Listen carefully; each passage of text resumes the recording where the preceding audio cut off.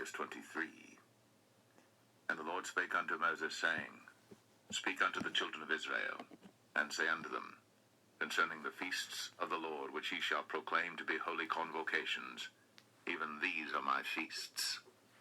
6 days shall work be done, but the 7th day is the Sabbath of rest, and holy convocation. Ye shall do no work therein. It is the Sabbath of the Lord in all your dwellings. These are the feasts of the Lord, even holy convocations, which ye shall proclaim in their seasons. In the 14th day of the first month at even is the Lord's Passover, and on the 15th day of the same month is the feast of unleavened bread unto the Lord. 7 days ye must eat unleavened bread. In the first day ye shall have an holy convocation. Ye shall do no servile work therein, but ye shall offer an offering made by fire unto the Lord 7 days. In the 7th day is an holy convocation. Ye shall do no servile work therein. And the Lord spake unto Moses, saying, Speak unto the children of Israel, and say unto them, When ye be come into the land which I give unto you, and shall reap the harvest thereof, then ye shall bring a sheaf of the first fruits of your harvest unto the priest. And he shall wave the sheaf before the Lord, to be accepted for you. On the morrow after the Sabbath the priest shall wave it. And ye shall offer that day, when ye wave the sheaf, an he-lamb without blemish of the first year for a burnt offering unto the Lord. And the meat offering thereof shall be 2/10 deals of fine flour mingled with oil, an offering made by fire unto the Lord for a sweet savour. And the drink offering thereof shall be of wine, the 4th part of an hin. And ye shall eat neither bread, nor parched corn, nor green ears, until the selfsame day that ye have brought an offering unto your God. It shall be a statute forever throughout your generations in all your dwellings. And ye shall count unto you from the morrow after the Sabbath, from the day that ye brought the sheaf of the wave offering, 7 Sabbaths shall be complete. Even unto the morrow, after the 7th Sabbath, shall ye number 50 days. And ye shall offer a new meat offering unto the Lord. Ye shall bring out of your habitations 2 wave loaves of 2/10 deals. They shall be of fine flour. They shall be baked with leaven. They are the first fruits unto the Lord. And ye shall offer with the bread 7 lambs without a blemish of the first year, and 1 young bullock, and 2 rams. They shall be for a burnt offering unto the Lord, with their meat offering, and their drink offerings, even an offering made by fire of sweet savour unto the Lord. Then ye shall sacrifice 1 kid of the goats for a sin offering, and 2 lambs of the first year for a sacrifice of peace offerings. And the priest shall wave them with the bread of the first fruits for a wave offering before the Lord. With the 2 lambs they shall be holy to the Lord for the priests. And ye shall proclaim on the selfsame day that it may be an holy convocation unto you. Ye shall do no servile work therein. It shall be a statute forever in all your dwellings throughout your generations. And when ye reap the harvest of your land, thou shalt not make clean riddance of the corners of thy field when thou reapest, neither shalt thou gather any gleanings of thy harvest. Thou shalt leave them unto the poor, and to the stranger. I am the Lord your God. And the Lord spake unto Moses, saying, Speak unto the children of Israel, saying, In the 7th month, in the 1st day of the month, shall ye have a Sabbath, a memorial of blowing of trumpets, and holy convocation. Ye shall do no servile work therein, but ye shall offer an offering made by fire unto the Lord. And the Lord spake unto Moses, saying, Also on the 10th day of this 7th month there shall be a day of atonement. It shall be an holy convocation unto you. And ye shall afflict your souls, and offer an offering made by fire unto the Lord. And ye shall do no work in that same day, for it is a day of atonement, to make an atonement for you before the Lord your God. For whatsoever soul it be that shall not be afflicted in that same day, he shall be cut off from among his people. And whatsoever soul it be that doeth any work in that same day, the same soul will I destroy from among his people. He shall do no manner of work. It shall be a statute forever throughout your generations in all your dwellings. It shall be unto you a Sabbath of rest, and ye shall afflict your souls in the 9th day of the month at even. From From even unto even shall ye celebrate your Sabbath. And the Lord spake unto Moses, saying, Speak unto the children of Israel, saying, The 15th day of this 7th month shall be the feast of tabernacles for 7 days unto the Lord. On the first day shall be an holy convocation. Ye shall do no servile work therein. 7 days ye shall offer an offering made by fire unto the Lord. On the 8th day shall be an holy convocation unto you. And ye shall offer an offering made by fire unto the Lord. It is a solemn assembly, and ye shall do no servile work therein. These are the feasts of the Lord, which ye shall proclaim to be holy convocations, to offer an offering made by fire unto the Lord, a burnt offering, and a meat offering, a sacrifice, and drink offerings, everything upon his day. Beside the Sabbaths of the Lord, and beside your gifts, and beside all your vows, and beside all your free will offerings which ye give unto the Lord, also in the 15th day of the 7th month, when ye have gathered in the fruit of the land, ye shall keep a feast unto the Lord 7 days. On the first day shall be a Sabbath, and on the 8th day shall be a Sabbath. And ye shall take you on the first day the boughs of goodly trees, branches of palm trees, and the boughs of thick trees, and willows of the brook. And ye shall rejoice before the Lord your God 7 days. And ye shall keep it a feast unto the Lord 7 days in the year. It shall be a statute forever in your generations. Ye shall celebrate it in the 7th month. Ye shall dwell in booths 7 days. All that are Israelites born shall dwell in booths, that your generations may know that I made the children of Israel to dwell in booths, when I brought them out of the land of Egypt. I am the Lord your God. And Moses declared unto the children of Israel the feasts of the Lord. And I also wanted to point out as well that Jesus said in Matthew 5:17, he says, Think not that I am come to destroy the law or the prophets. I am not come to destroy, but to fulfill. For verily I say unto you, till heaven and earth pass, one jot or one tittle shall in no wise pass from the law, till all be fulfilled. Whosoever therefore shall break one of these least commandments, and shall teach men so, he shall be called the least in the kingdom of heaven. But whosoever shall do and teach them, the same shall be called great in the kingdom of heaven. For I say unto you, that except your righteousness shall exceed the righteousness of the scribes and Pharisees, ye shall in no case enter in the kingdom of heaven. I'm just trying to show you guys that although the Catholic Church did that edict, the 321, saying it's still for Jesus Christ and the Father in heaven, it's not. How many times did the Father said to Moses to keep his Sabbath day holy? And how many times did he say to keep his feast day? And you can look at it now. There is no way that you could say that as Christians we are celebrating Passover, Feast of First Fruit, unleavened bread, or Feast of Trumpets, Feast of Tabernacles, Day of Atonement. Nothing. On top of that, we also moved the Sabbath day to Sunday. And as Jesus said in Matthew 5, he didn't come here to break the law, but to fulfill them.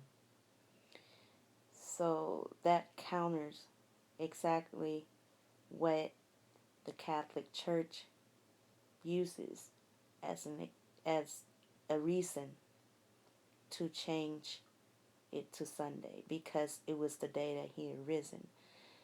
No, that's not it. That's not the reason why. So I'm going to show you right now. I know I'm looking at everything from Wikipedia. It's just easier. But there's other site that I can look at as well, and books that say the same thing. So legal reforms from Constantine enforced to his Christian view to move it to Sunday. In 331, the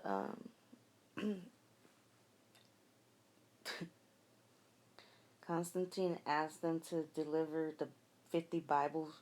They're all in Latin, by the way. So I want to show you this first council of Nicaea. It's basically the accomplishment was to settlement the issue of nature of the Son of God and his relationship to God the Father. So basically, they were trying to decide the divinity of Jesus Christ in a committee. And they were trying to observe the day of Easter, which is for Ishtar, the pagan god, the Roman pagan goddess. So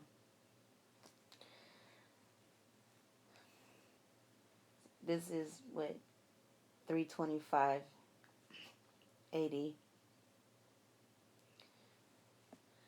Anyway, moving on. I'm gonna go to some Bible verses that will talk about time, times, and half the time. So first, I'm gonna go to Revelation 12:14. So Revelation 12:14.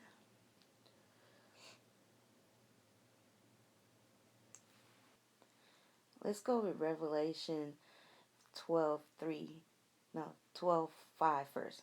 And she brought forth a man child who was to rule all nations with a rod of iron, and her child was caught up unto God. And the woman fled into the wilderness, where she hath a place prepared of God, and they should feed her there for 1,260 days. So I just wanted to show you what the wilderness is: deserted, desolate, waste, hence a barren, so barren land, spiritual barrenness in prophetic language.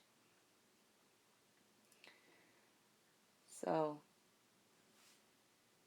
and then there was a war in heaven, and then I'm going to go to verse 12. Therefore rejoice, ye heaven, and ye that dwell in them. Woe to the inhabitants of the earth and of the sea, for the devil to come down unto you, having great wrath, because he know that he hath but a short time.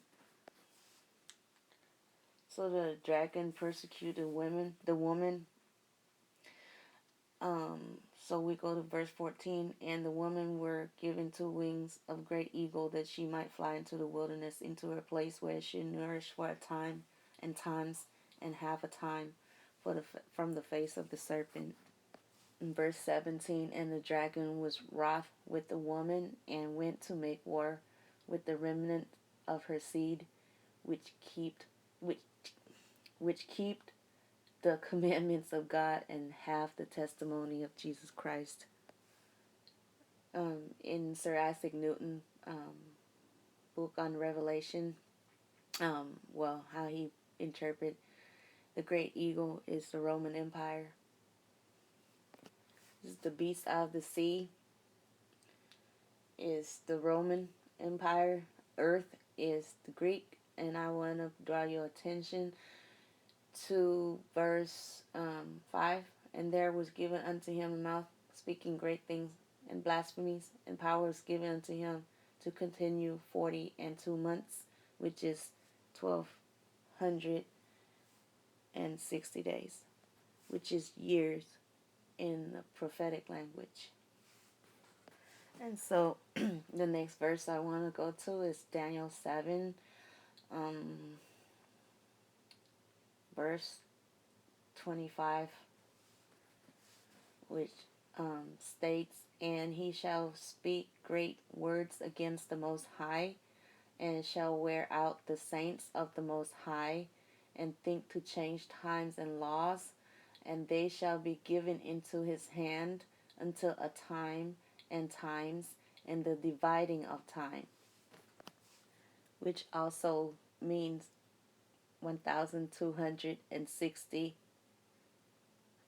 within this case is years.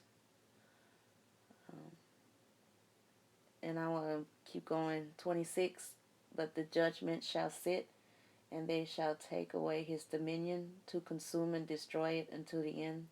And the kingdom and dominion and the greatness of the kingdom under the whole heaven shall be given to the people of the saints of the Most High, whose kingdom is an everlasting kingdom, and all dominions shall serve and obey him. Hitherto is the end of the matter. As for me, Daniel, my cogitation much troubled me, and my countenance changed in me, but I kept the matter in my heart." Because this prophecy wasn't for him, it was going to be sealed up and it's going to be opened by the Lamb in the book of Revelation, which confirmed what I just said in Daniel 12.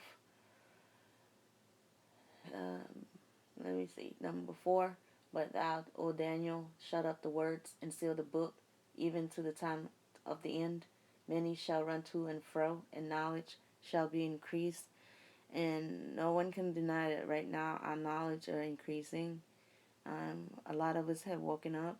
We're not asleep anymore. And I'm going to show you the redundancy of God's warning. Number 7, "And I heard the man clothed in linen, which was upon the waters of the river, when he held up his right hand and his left hand unto the heaven, and swore by him that lived forever, that it shall be for a time, times, and half, and when he shall have accomplished to scatter the power of the holy people, and these things shall be finished." And of course, Daniel was told that go your way. The words are closed up and sealed till the time of the end. And at the and it's also mentioned 1,335 days and 1,290 days to the end of the days. And just for clarity, while I'm going through all this, to go back to the beginning, I'm just gonna read from verse 9. "And he said, Go thy way, Daniel, for the words are closed up and sealed till the time of the end. Many shall be purified and made white and tried, but the wicked shall do wickedly, and none of the wicked shall understand. But the wise shall understand. And from the time that the daily sacrifice shall be taken away, and the abomination that make desolate set up, there shall be 1,290 days. Blessed is he that waited and cometh to the 1,305 and 30 days. But go thou thy way to the end be, for thou shalt rest and stand in thy lot at the end of days." And I'm quite sure he's one of the elders, of the 24 elders sitting around the throne of God. So I'm going to talk about Pope Gregory the 13th now. And I'm going to tie all this to the end. I just want to talk about the Gregorian calendar, which was created in 1582. So he's best known for commissioning and being namesake of Gregorian calendar, which remained internationally accepted silver calendar until these days. So the Gregorian calendar is also called Western calendar and Christian calendar, and is internationally the most widely used civil calendar. and his name was Pope Gregory the 13th, who introduced it in 1582. So I just want to show you who created it, really. Christopher Clavius. Um,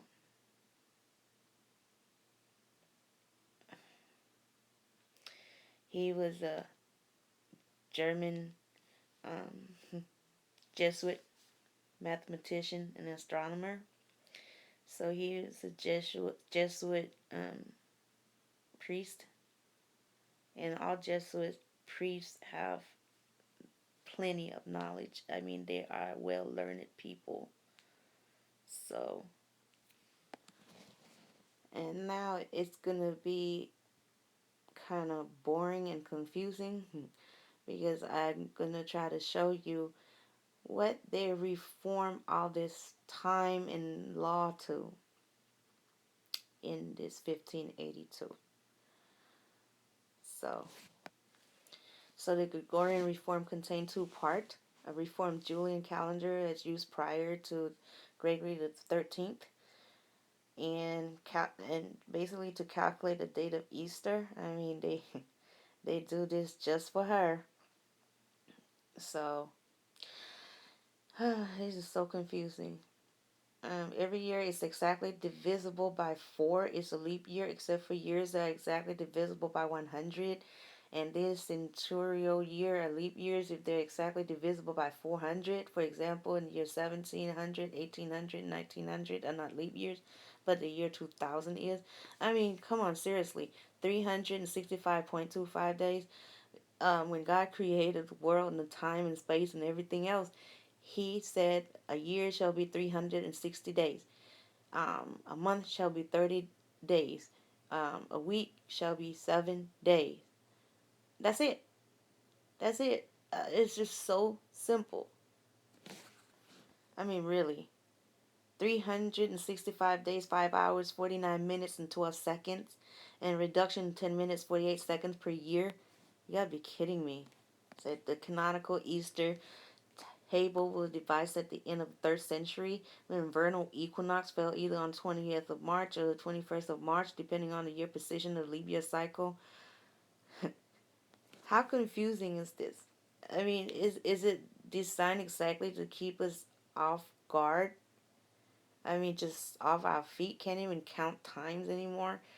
I mean, how are we Christians when we can't even follow the law of the Sabbath that God had said over and over?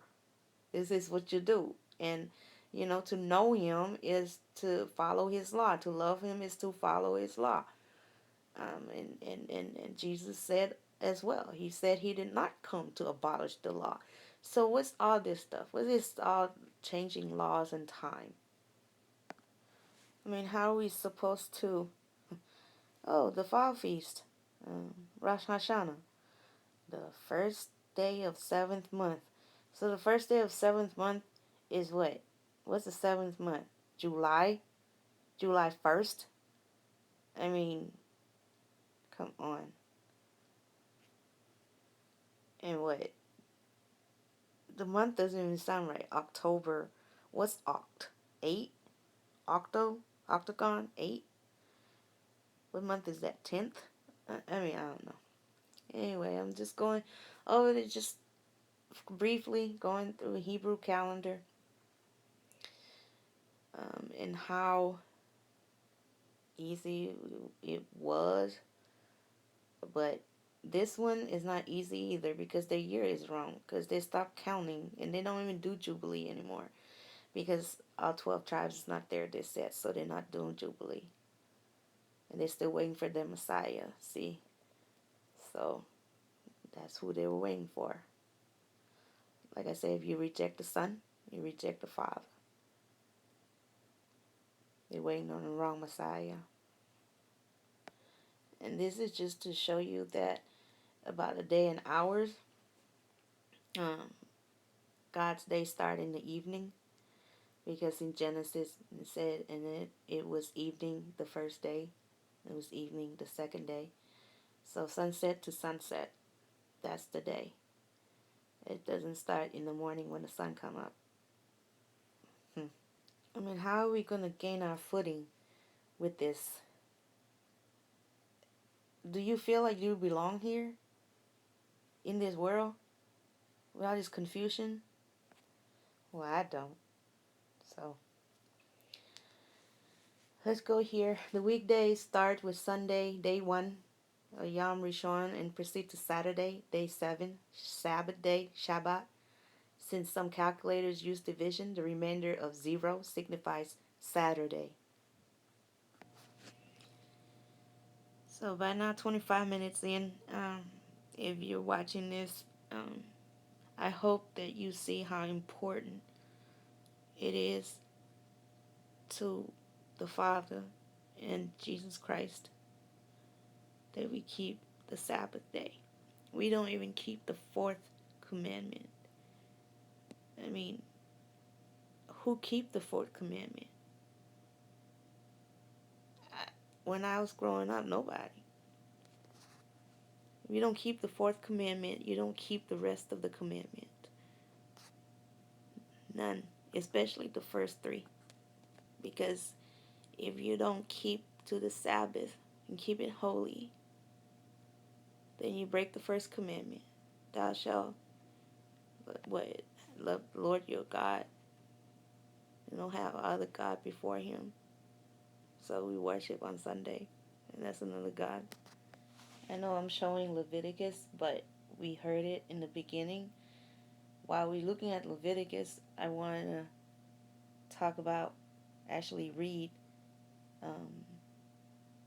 the 10 Commandments.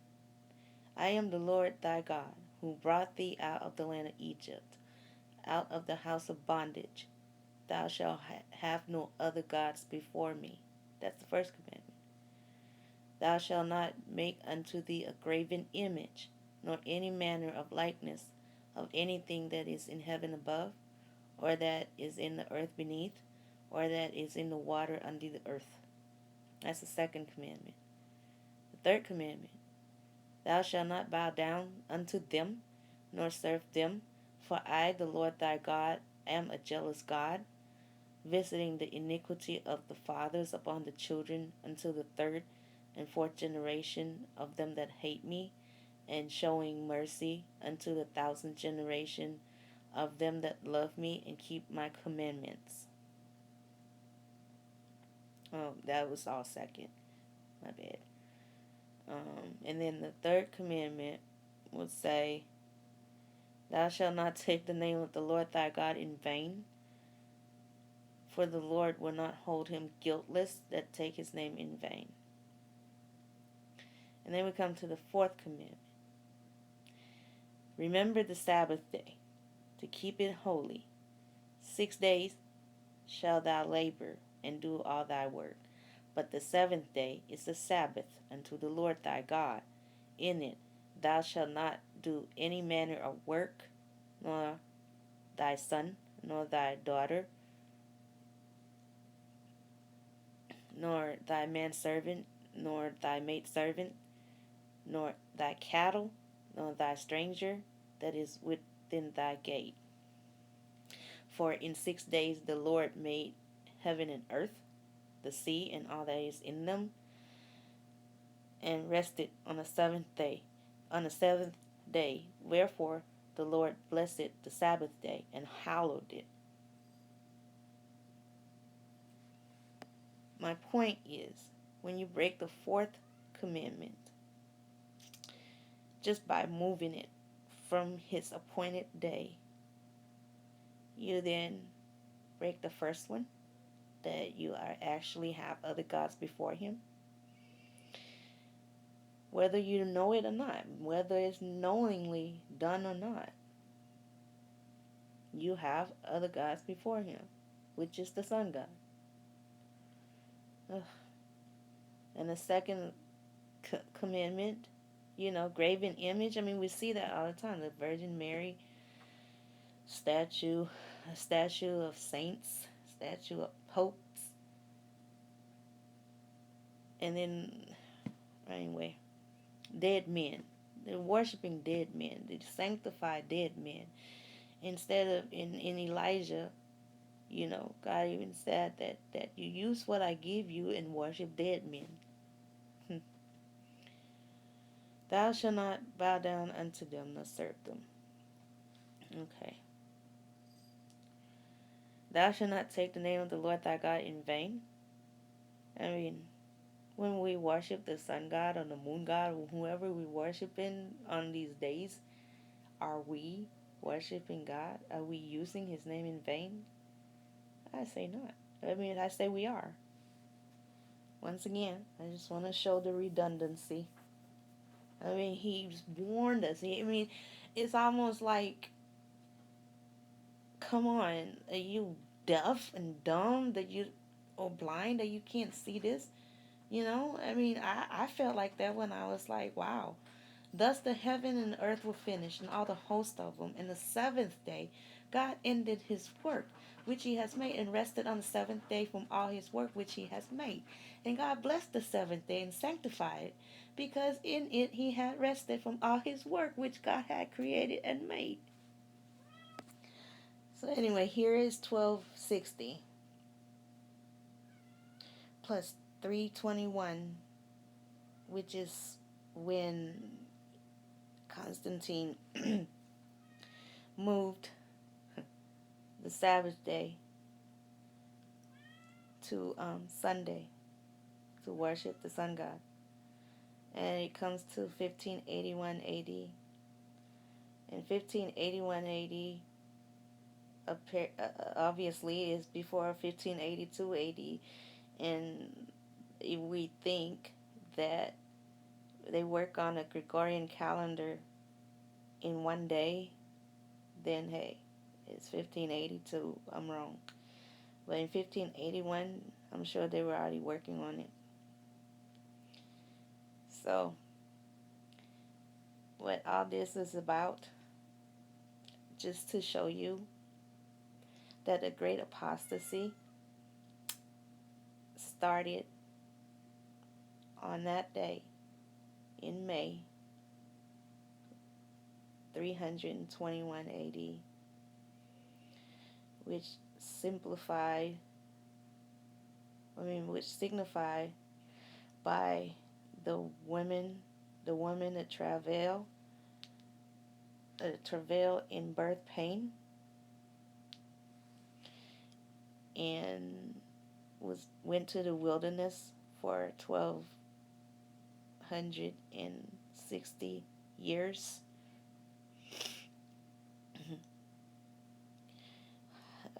While the great red dragon make war with the saints, the people that want to keep to the word of God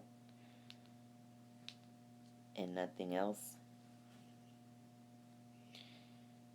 So in my next one, I'll go from 1581 or 1582. God bless.